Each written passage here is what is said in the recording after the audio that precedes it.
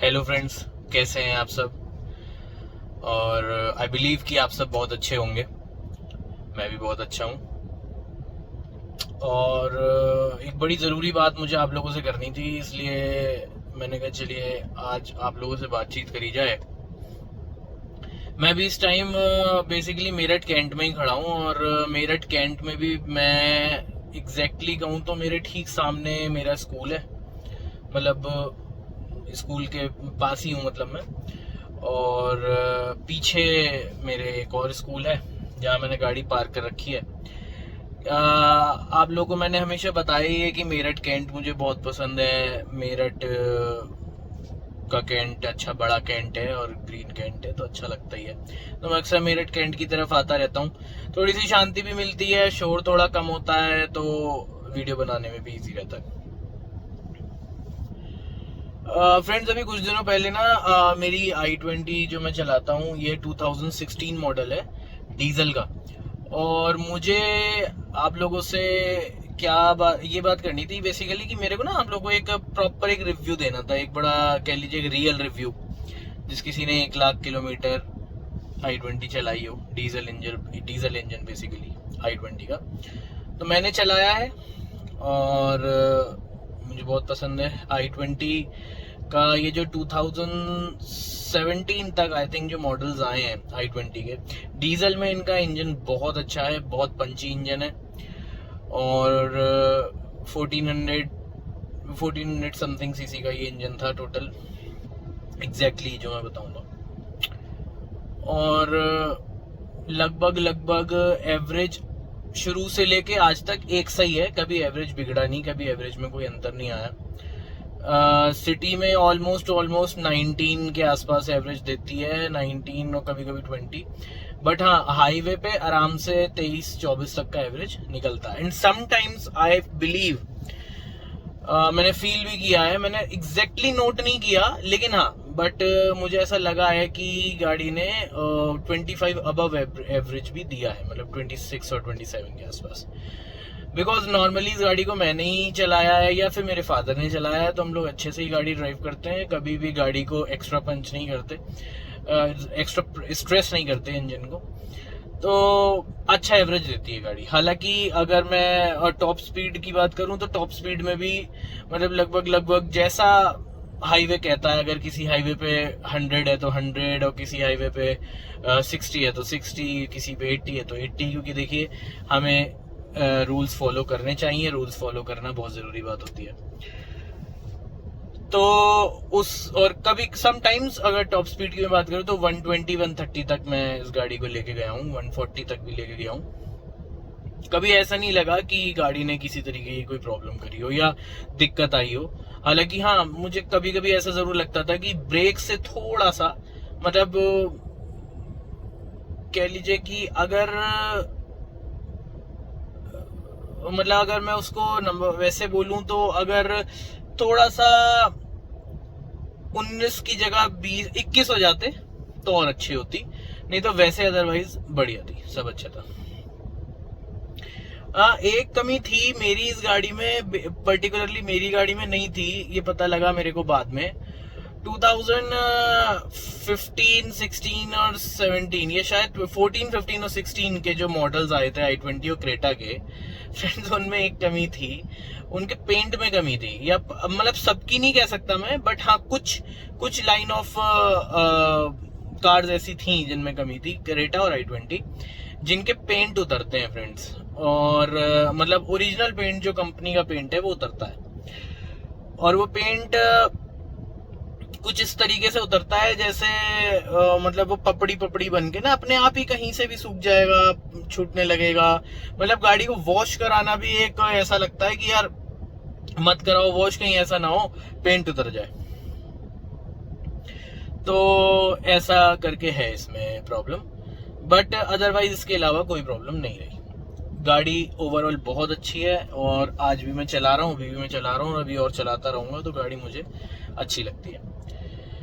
हाँ, 1 लाख किलोमीटर मेरी गाड़ी ने पूरे कर लिए, बल्कि आज तो मैं सही बताऊं तो मैं तो बहुत दिनों से बात करना चाह रहा था, बीच में 3-4 दिन निकल गए, बात नहीं कर पाया मैं।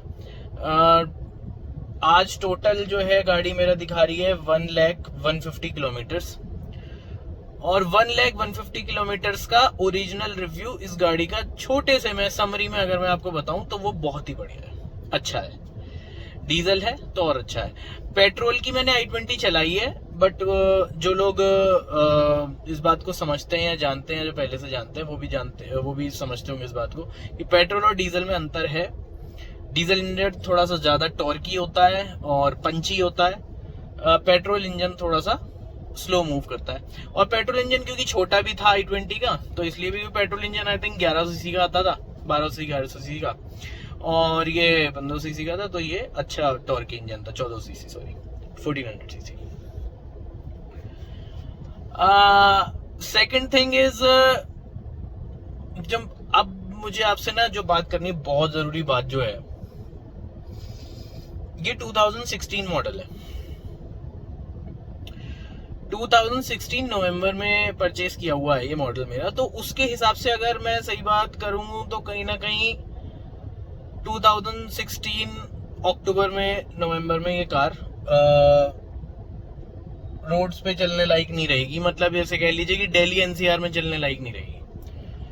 अगर मैं, और पता नहीं मुझे अब नॉर्मली पहले तो लोग ऐसा करते थे, मतलब आज से 3-4 साल पहले, 2 साल पहले तक लोग ऐसा करते रहे कि किसी और जगह पे नंबर री रजिस्टर करा के उसे कुछ दिन चला लेते हैं। बट तो भी फ्रेंड्स, वो गाड़ी दिल्ली नहीं जा सकती, एनसीआर रीजन में नहीं चल सकती, कभी भी कहीं भी रुकेगी, प्रॉब्लम उठानी पड़ेगी, तो लोग उससे बचते ही हैं। अब जो बात मुझे आपसे करनी है वो कुछ इस तरीके की है फ्रेंड्स, बहुत ही ख्याल से इस गाड़ी को रखा गया है, ठीक है। बहुत ही अच्छे से इस गाड़ी को रखा है, और तब भी मुझे आज से 1-1.5 साल बाद इस गाड़ी को निकालना पड़ेगा और नई गाड़ी लेनी पड़ेगी। नो डाउट हर इंसान नई गाड़ी लेता ही है, कोई भी अपनी गाड़ी को जीवन भर नहीं चलाता, एक ही गाड़ी को हर कोई लेना चाहता है, क्योंकि जैसे टेक्नोलॉजी बढ़ रही है, जैसे नई नई चीजें आ रही हैं, जैसे नए नए फीचर्स आ रहे हैं कार में, तो हर कोई चाहता है कि यार नया हो, कुछ नया हो, कुछ नया हो, तो लोग लेते ही हैं नया। बट एक जो चीज मुझे अजीब लगती है फ्रेंड्स, वो ये कि अगर आप कुछ नया ले रहे हैं तो वो, और खास करके अगर मैं कार्स की बात करूं तो कार्स, इंडियन मेंटेलिटी में, इंडियन सोसाइटी में कार्स आज भी एक सिर्फ एक स्टेटस सिंबल नहीं है, एक सेंटीमेंट भी है। हमारे इंडियन सोसाइटी में आज भी कार एक सेंटीमेंट है। जो भी गाड़ी घर की गाड़ी होती है, वो घर के, मतलब आप ये मान के चलिए कि माँ से लेके और घर के सबसे छोटे बच्चे तक, बाप से लेके और घर के सबसे छोटे बच्चे तक, वो गाड़ी जो है ना बड़ी खास होती है सबकी, घर में सबके लिए होती है वो। और फिर बल्कि मैं तो इंसानों की बात कर रहा हूँ। मेरे पास एक डॉग था, लेब्राडोर था, ब्रूस नाम था उसका। वो अभी 2 साल पहले he got expired, बट उसको भी इस गाड़ी से बहुत प्यार था। क्यों? घर के आसपास और भी i20 है, but he knows very well कि उसकी i20 कौन सी है ना, तो उसे भी इससे बहुत प्यार था, मैं ऐसे कह सकता हूँ। तो इस वजह से मैं कह रहा हूँ कि कार एक सेंटीमेंट होती है, सेंटीमेंट होता है। अब सेंटीमेंट के साथ क्या है कि जैसे मान लीजिए हमने इस गाड़ी को बड़े प्यार से रखा, और अभी हमारा मन है या हमारा बजट ही कहता है कि अभी हम इसे 5 साल और रखना चाहते हैं, या 4 साल और रखना चाहते हैं, या 3 साल और रखना चाहते हैं, या 2 साल और रखना चाहते हैं, 10 साल के बाद 2 साल और रखना चाहते हैं। तो ये बड़ा अजीब सा है फ्रेंड, मतलब बहुत अटपटा लगता है। अब मैं किसी भी XYZ की बात करूं, ठीक है, मेरा घर अच्छा है, we can buy new car time से पहले, बट मैं किसी भी XYZ की बात करूं जिसने बहुत मेहनत करी, एक कार खरीदी, ही वांट, हर किसी का एक सपना होता है। किसी का सपना है कि भाई मुझे डीजल इंजन पसंद है, मैं डीजल इंजन की कार लूंगा, डीजल इंजन की गाड़ी चलाऊंगा। अब वो इंसान गाड़ी लेता है और 10 साल में उसे वो गाड़ी निकालनी पड़ती है, सिर्फ इसलिए कि वो गाड़ी खत्म हो जाएगी, वो रोड पे चलने लायक नहीं रहेगी, वो दिल्ली नहीं जा सकता, वो कहीं मतलब उतना फ्रीली उसको रोड पे नहीं चला सकता जितना वो पहले चलाता था। तो इसकी हैप्पीनेस चली जाती है बेसिकली, इस वाली चीज में ना हैप्पीनेस चली जाती है।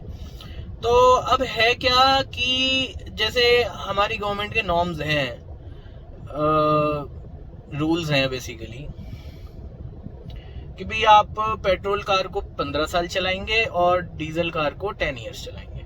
फ्रेंड्स देखिए, ये कॉमर्शियल व्हीकल्स की बात नहीं हो रही, यहाँ बात हो रही है घर की गाड़ी। देखिए मैंने आपसे बात करी सेंटीमेंट्स, यानी कि घर की गाड़ी, घर की गाड़ी की बात हो रही है। अगर घर की गाड़ी को भी किसी को इस तरीके से निकालना पड़ जाएगा या हटाना पड़ जाएगा,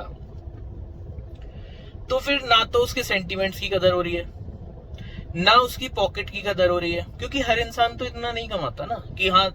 और फिर एक और बात मैं आपको बताऊं, 10 साल का मतलब ये नहीं कि गाड़ी 10 साल में खत्म हो रही है। 10 साल का मतलब है कि एक घर की गाड़ी 7 या 8 साल में खत्म हो रही है, क्योंकि अगर वो 10 साल पूरा खींचेगा तो उसकी गाड़ी की रीसेल ही नहीं है।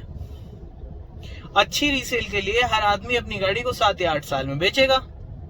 अब फ्रेंड्स आप खुद ही बताइए, पिछले सभी सालों में आज तक इंडिया में किसी की भी पॉकेट इतनी कितनी बढ़ गई।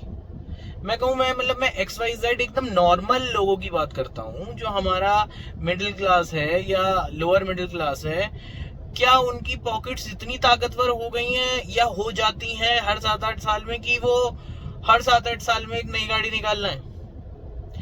इफ अगर निकालनी भी पड़ रही है और निकाल भी रहे हैं तो ठीक है, बैंकों ने इजी कर दिया है, लोन लेकर के ले लो आप गाड़ी, लेकिन लोन में फंसे रहो, फिर वही 5 साल का 6 साल का लोन कराओ, 1 साल और चलाओ, फिर गाड़ी बेचो, फिर 5 साल का 6 साल का लोन कराओ, 1 साल और चलाओ, फिर गाड़ी बेचो। तो एक लोन में ही जीवन बीत जाएगा इंसान का।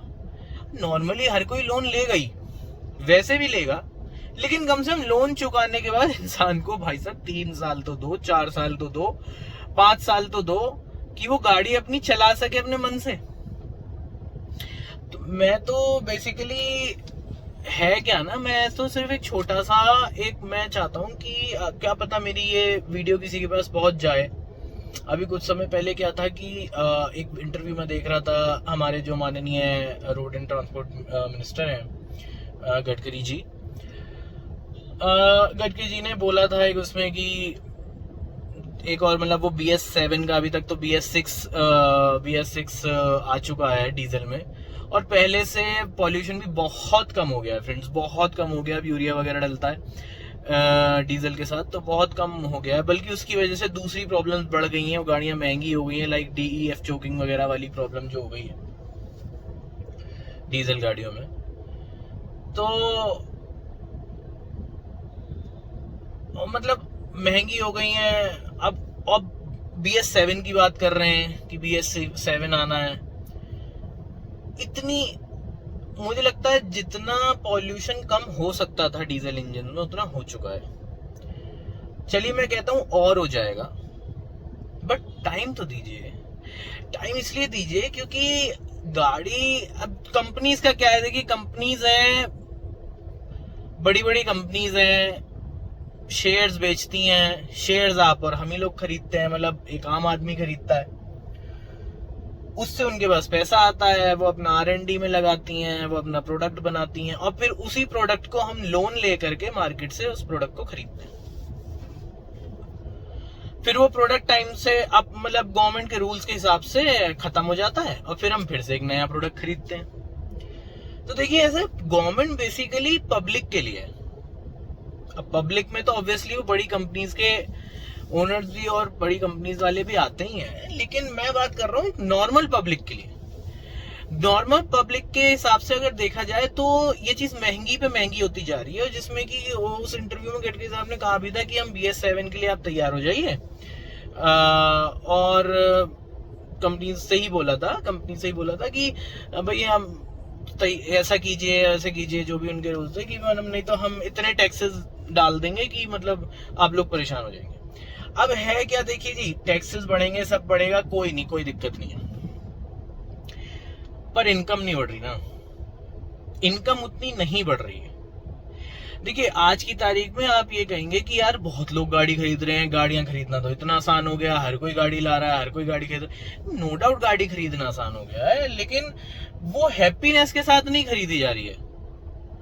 वो तो एक कुछ लोग मजबूरी में गाड़ी खरीद रहे हैं, कुछ लोग दिखावे के लिए गाड़ी खरीद रहे हैं। इसमें नंबर उनका भी आ गया जो दिखावे के लिए खरीद रहे हैं कि यार बैंक से लोन लिया, गाड़ी ले आए, 2 साल बाद, बल्कि कुछ लोग ही तो 6 महीने बाद ही बैंक ले जाता है, गाड़ी नहीं भर पाते वो EMI।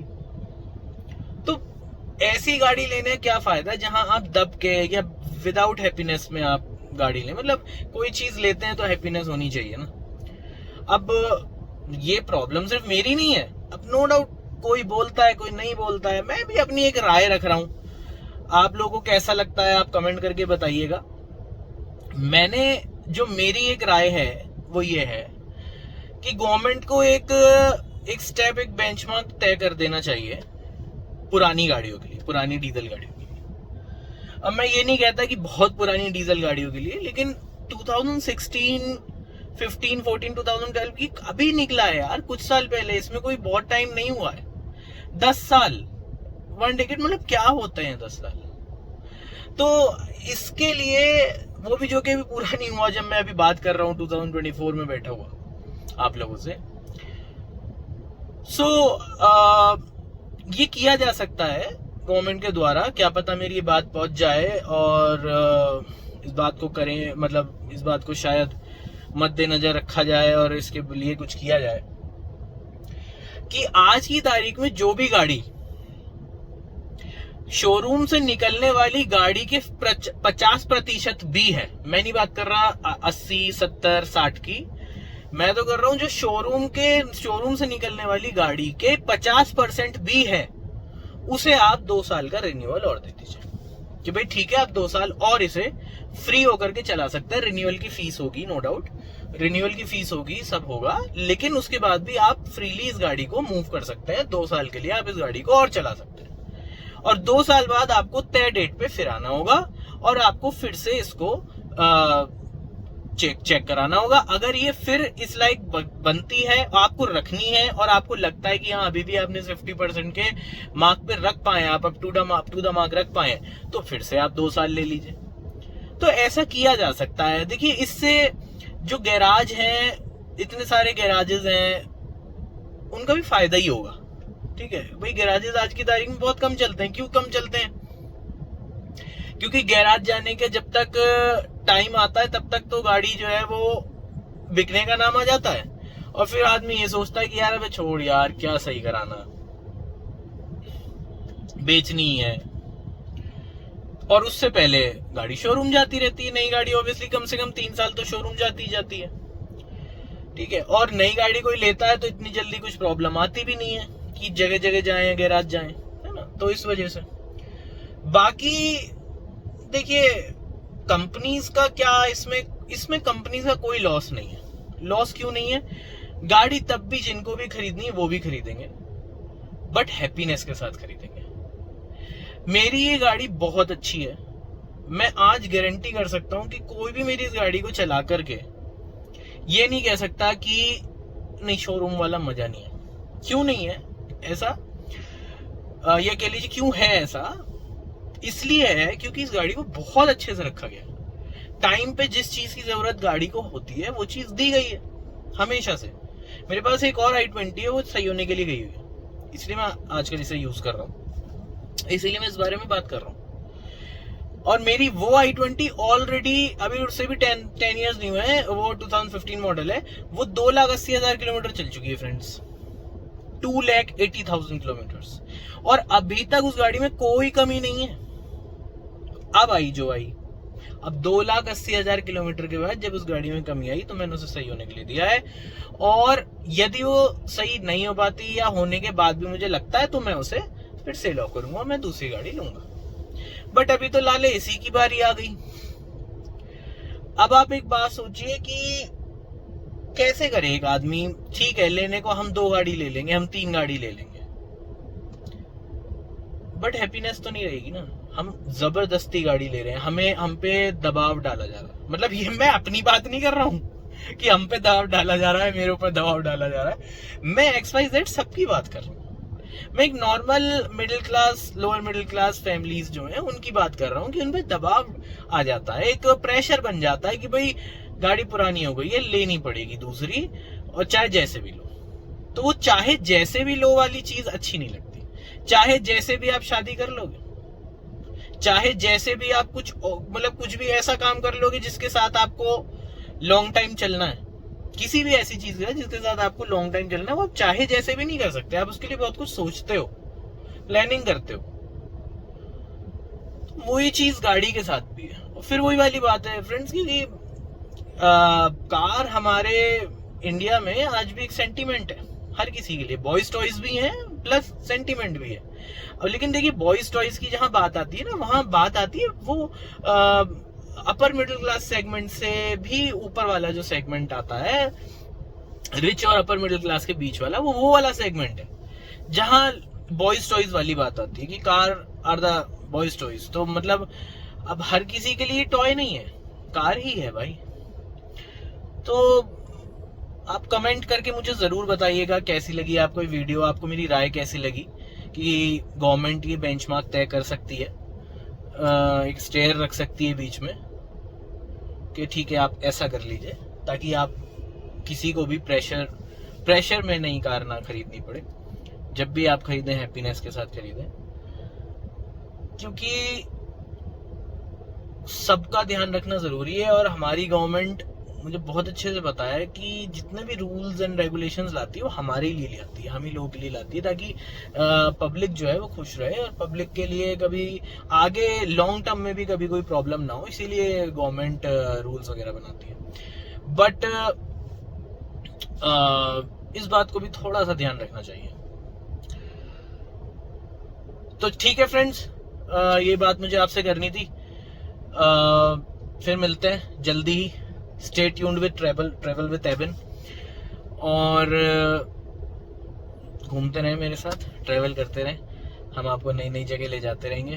अभी कुछ दिनों से नहीं जा पा रहा हूँ, कुछ कामों में फंसा हुआ था, बट अभी जल्दी आपके लिए कुछ बहुत सारी चीज़ें रखी हुई हैं।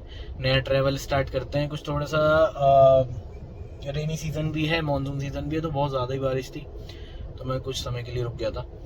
अब आपसे बातचीत हो गई है, अब फिर स्टार्ट करेंगे।